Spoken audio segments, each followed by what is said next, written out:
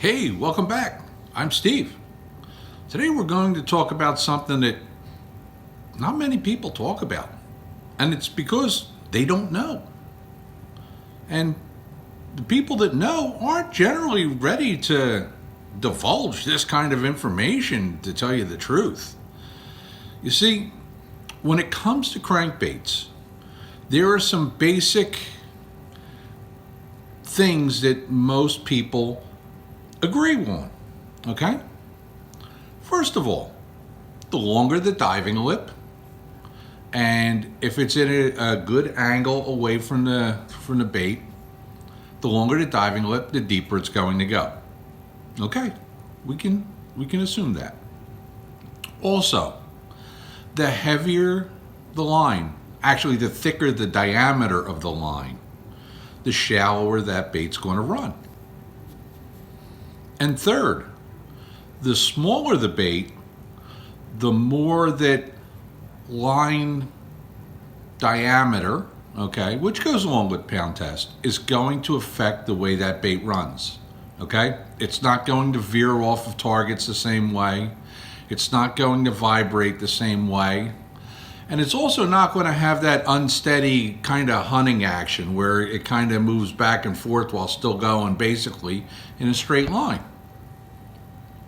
Now, all that's great because I could take that little crankbait and throw it on 8 or 10 pound line most of the time and things are good.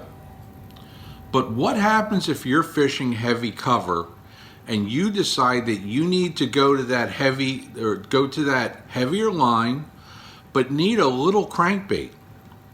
Now, that's kind of counterintuitive, okay? Because for years, guys have been throwing balsa baits, wood baits, even plastic square bills into heavy cover. And for most of the standard sizes, hey, if you're using 15 or 20 pound line, you could still get away with it. But what happens when you want to fish that little tiny balsa bait? Something like a honeybee or something in the way of a plastic like the smaller size Big O. Why would I want to do something like that? Fishing pressure. If everybody else is going by throwing big stuff in there, hey, I'll throw something small in there. If everybody's going through flipping and pitching, I'll throw a crankbait because it's different. Now, what happens? I'm going to put my 20 pound line on. It's not that easy to cast a little tiny bait, but it can still be done. But now I've taken a lot of the action out of it. Now, what I'm about to tell you is kind of counterintuitive to everything you've learned about bass fishing, because we always look at bass fishing as the least amount of hardware that we can have on a lure, the better it is for action. But in this case, we're going to take this little snap. Okay, it's a Roscoe type snap. This happens to be I don't even know if they still make them, a Strike King KVD snap.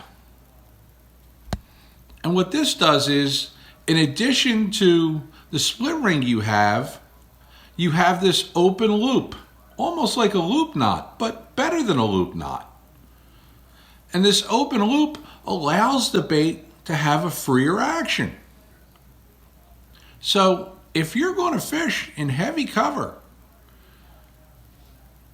a snap can be your best friend if you're using heavy line and small crankbaits. I know you don't hear this much, but it's a fact. Till next time, I'm Steve.